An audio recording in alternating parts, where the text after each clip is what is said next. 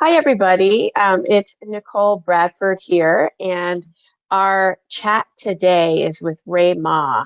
And Ray was and is the co-founder of the Transformative Technology Academy. We met because she is an investor and has been interested in the space. And then she just really, the TTA could not have happened without her. And so she's also going to be speaking at the conference. And this chat is for you to get to know a little bit more about her and how she sees the space as an investor, and then also some of the things that we learned at the TTA. So, hey, Hi. hi. Will you tell everyone watching just a little bit about your background? Yeah, sure. So my name is Ray, and I have been working in the last 15 years in technology and finance. So I started off in investment banking, then did some private equity, and then later on, very early stage venture capital with the firm. Maybe some of you who are watching might have heard of, which is 500 Startups. And I worked in both China and the US. So 8 years in China, I guess 7 years in US. And unfortunately, though, it took until this year before I met you, Nicole, because Nicole was actually in China for a little bit too. So we were there at the same time, but never met each other. And yeah, I was very lucky to be introduced to Nicole earlier this year and have been independently thinking about the mental health, emotional well-being, human flourishing and joy space. And was very lucky that when we talked, yeah, we came up with the idea of the academy together. Yeah, it was just like the timing was so perfect. I think we have Jimmy Koo to thank for introducing Yes. us. And it is crazy that we were both in China at the same time I know. and never met. I know.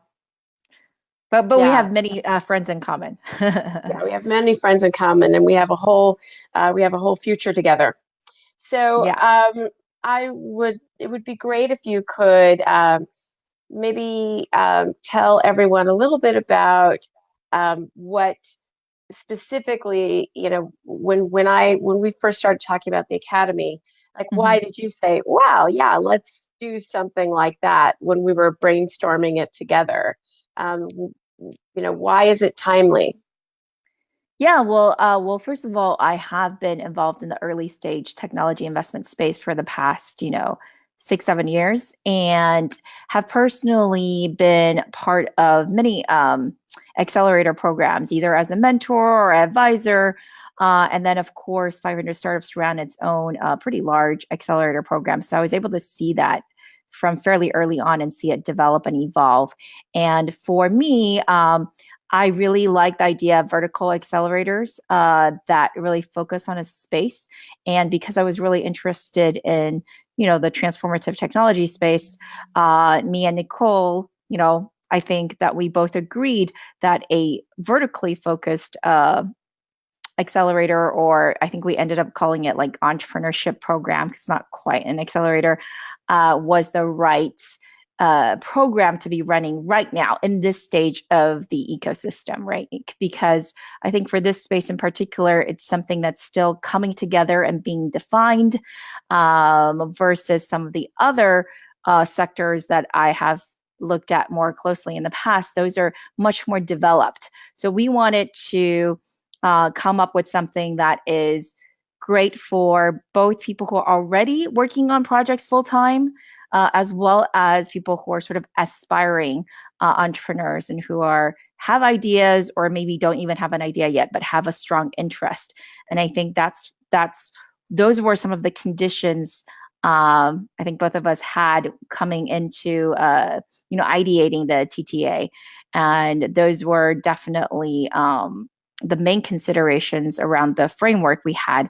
And another thing is, to highlight again the fact that we've both lived abroad from the get go. We wanted to make this very international and very inclusive. And of course, both being female, founders here of the TTA, I think it was really important to us too that we try to reach as many people as possible. And I think based our recruiting strategy really reflected that. And maybe I can share some of the results of that effort at the end. Yeah, it was, it was. It was so amazing. Well, so first of all, everybody, we relied on Ray's expertise for having worked with an early stage program before. It was such a big part of our being successful. And in the end, we had people from 69 countries and 450 cities participate. Yeah. And that was amazing. And then I guess, Ray, I would love for you to just share our diversity stats, because those are just like, it's kind of it's really impressive to see the diversity of the people that we had in the program. Yeah, yeah, I have them ready in front of me because I figured you were going to ask me that, so I didn't want to get them wrong. But basically, as we ran the program, for those of you that were part of it, you probably realized that we had separate tracks, right? Because, like I said, we wanted to cater to both teams that were already working full time, had prototypes, as well as those who were sort of in the process of getting their companies started, or maybe were a few years away, but were like very heavily leaning towards that direction. So focusing on what we call the entrepreneurship track, which is all the people that were working full time, had product, or were far along in the development of their product. An astonishing 46% of these teams had at least one female co-founder, and we defined that by saying that it was at least someone who owned more than 10% of the equity, which is a common definition for co-founder. And I think that's definitely the highest I've seen of any report personally. Except for like sectors that maybe exclusively focus on females. I think this is definitely one of the highest I've seen. About 38% of the folks in the entrepreneurship track, and there are over 200 who responded to the survey, had more than 50% females in their company, and that's including founders, but a really good gender ratio. And over 50% had at least one female investor, which is actually pretty rare as well, because there are only about like 10% of investors are female, and almost half had at least one external female board member. For those that had already put together a board, which was about half of the respondents. And 80% or almost 80% had at least one female advisor. So basically that means, I think, there are a lot of female experts and investors highly interested in this space, as well as female founders. This is one of the most diverse and gender balanced sectors that I've ever been involved in. And I think I've looked heavily at, blockchain, AI, e-commerce, SaaS companies in the past. And nowhere have I seen anything that comes remotely close to what we saw with transformative technologies. Yeah, there have been people who have asked me, like, why is that? Why do I think that is? And one of my thoughts on it is that I think that there's lots of men and women who understand when the stakes are high, in terms of like what's important for mankind. I think there's lots of people who understand when the stakes are high. I think women also really are clear when the stakes are high. And as you've heard me say, I think the three most important challenges that humanity is facing right now, one is climate change, two is income disparity, and three is the state of the human mind. And I don't think we solve the first two without solving the last one and starting to support people with mental and emotional well-being and health and enhancing cognition and all the things that have been considered, soft skills or hard to get at or weren't understood. Like, the accelerations of what we understand now about the human brain is fundamentally different than even 5, 6 years ago. And so it's like the stakes are really high. And I think that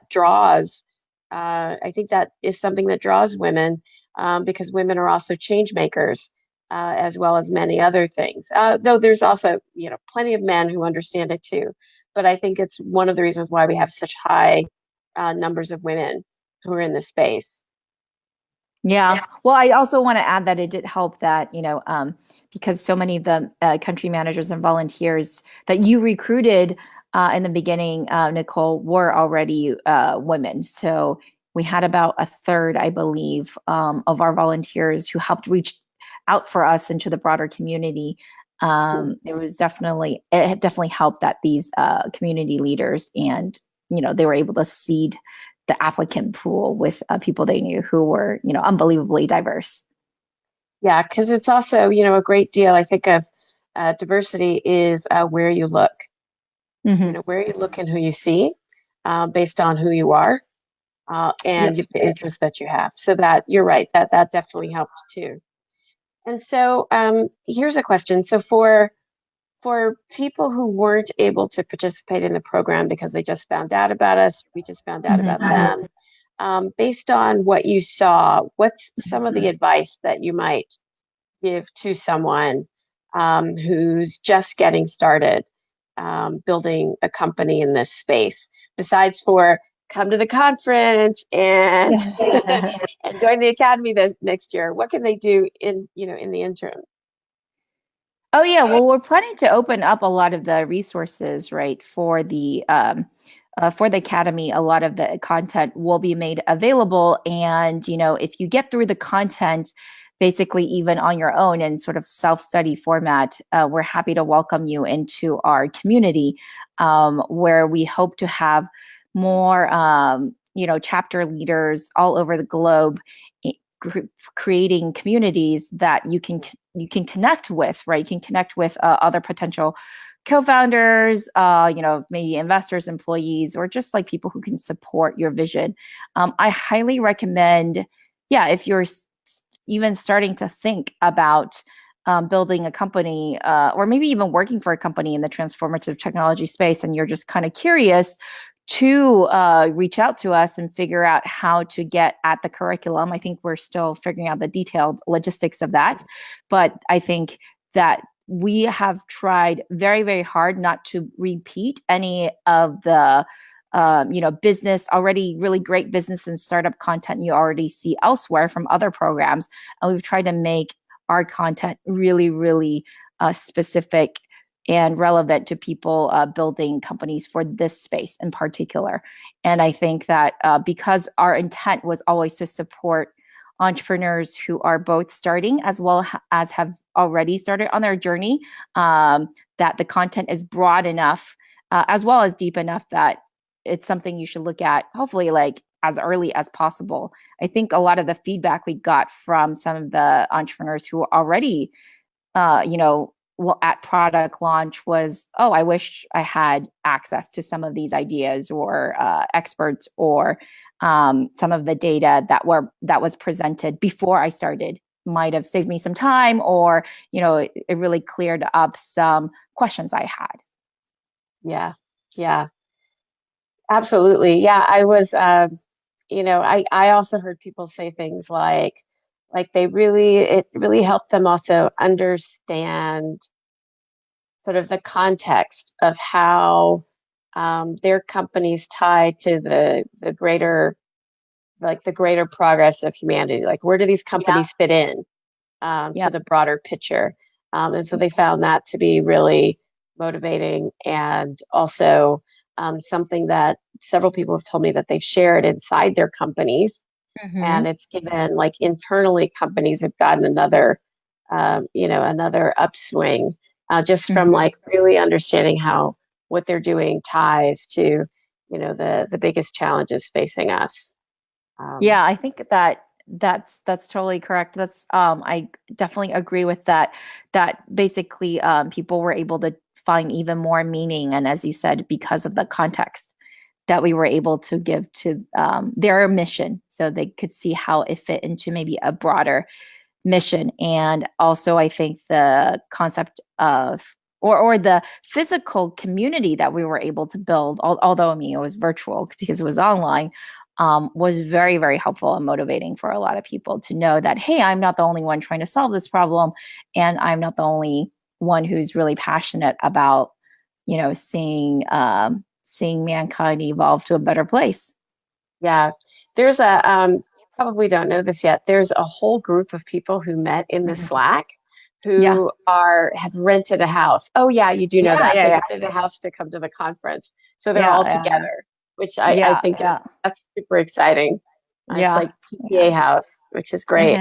Yeah. So you're going to be speaking at the conference. Can you share a little bit about what you'll be talking about, and yeah, just give a little bit of a sneak preview about what you'll be talking about at the conference.